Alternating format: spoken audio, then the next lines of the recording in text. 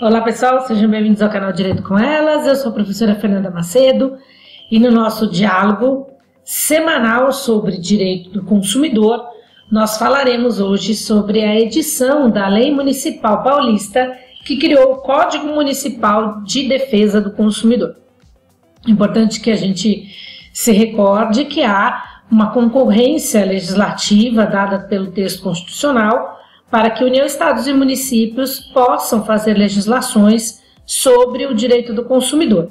Então, nós vamos dar uma analisada nessa lei, vamos lá, que é a lei que consta aqui para nós, olha lá, é a Lei 17.109, de 4 de junho de 2019, que instituiu o Código Municipal de Defesa do Consumidor.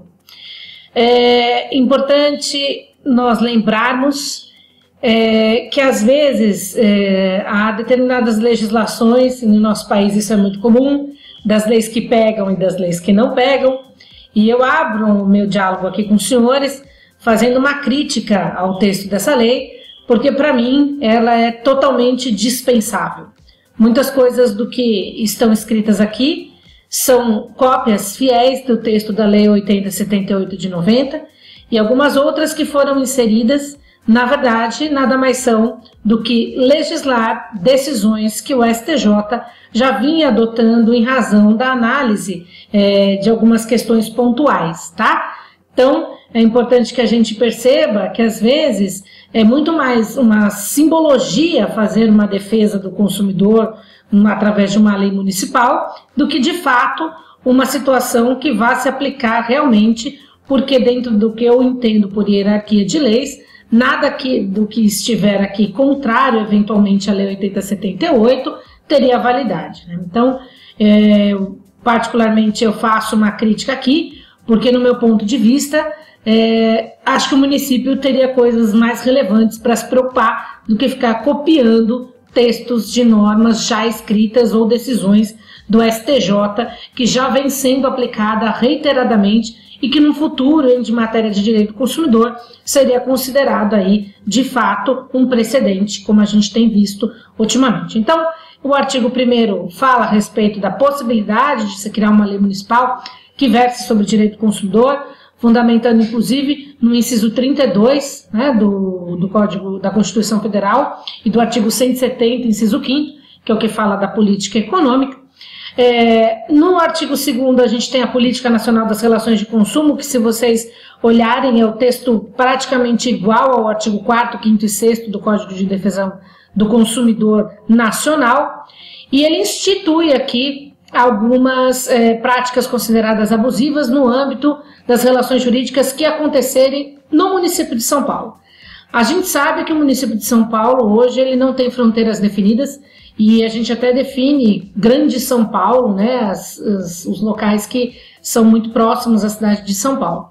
Então, no meu ponto de vista, se eventualmente alguma dessas questões não tiver aí pontuada no Código de Defesa do Consumidor, é possível que a gente tenha uma colisão de normas entre município e o que a legislação federal fala a respeito disso. Então, pode tornar aí uma insegurança jurídica, né? Então, aqui no artigo 3º, ele fala de algumas práticas que eles pontuam como sendo abusivas, uma vez que o artigo 39 do Código de Defesa do Consumidor Nacional traz lá algum rol que não é um rol taxativo, é um rol exemplificativo. Então, conta aí a respeito da exigência de 2 ou mais laudos para poder fazer a troca do produto viciado como prática abusiva, caução para atendimento médico hospitalar, o STJ já tem reiteradas decisões nesse sentido. Aqui ele fala de exposição de informações de anúncios que contrariem eventualmente as normas do Código Municipal, o não fornecimento de cópia contratual por meio físico ou digital antes da manifestação da anuência do consumidor. Isso o próprio artigo 47, 48 e 49 do CDC diz que não se obriga o consumidor, se não der a oportunidade dele falar, dele ter contato com aquilo que for dito anteriormente. Transferir o consumidor o ônus do custo da cobrança de boletos bancários, isso o STJ já se manifestou como uma prática abusiva. Estabelecimento de limites quantitativos de vendas de produtos ofertados, isso o próprio Código de Defesa do Consumidor já fala na interpretação do artigo 39, enfim. Se vocês lerem essas questões, nós vamos perceber que muitas delas já vêm sendo aplicadas através da leitura do próprio Código de Defesa do Consumidor, tá? Então fica aí a minha dica para vocês darem uma olhada nesse artigo 3º.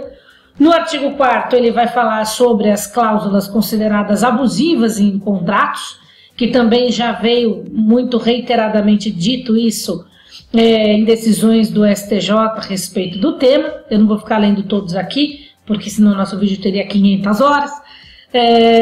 E aí vem a parte das razões pelas quais me parece que a lei foi feita, que é dizer claramente quais serão aí as sanções administrativas se não observadas esta legislação.